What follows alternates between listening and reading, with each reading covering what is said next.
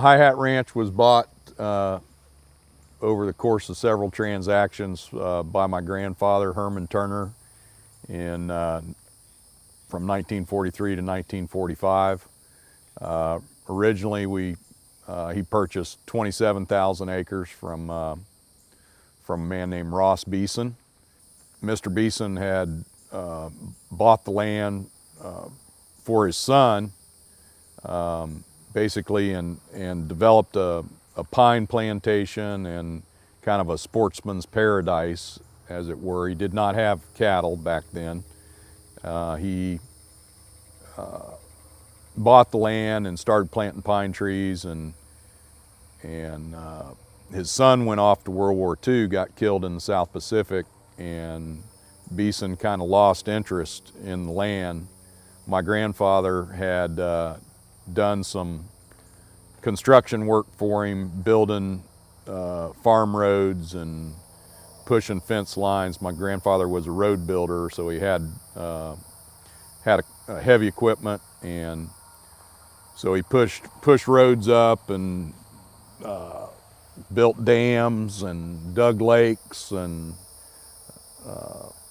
when Beeson's son was killed in the war, Mr. Beeson asked my grandfather if he would be interested in buying the ranch.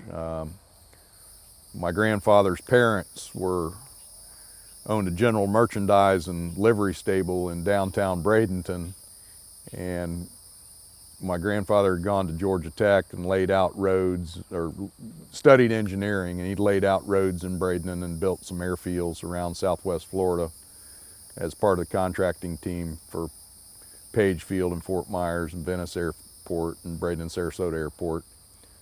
And he was looking for something else to do and thought that getting in the land business would be a good thing. Back then, he couldn't afford land in Manatee County. It was too expensive. Sarasota County was the more reasonable price land.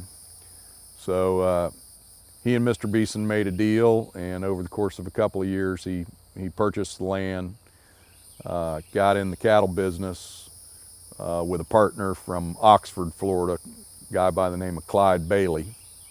And Mr. Bailey taught him the cattle business, and so that was kind of the beginnings of the ranch. Over the course of the next 20 years, I guess, from 1945 to 1965, my grandfather managed the ranch, and then my uncle came along and stepped in for my grandfather on the day-to-day basis after he got back from Korea. And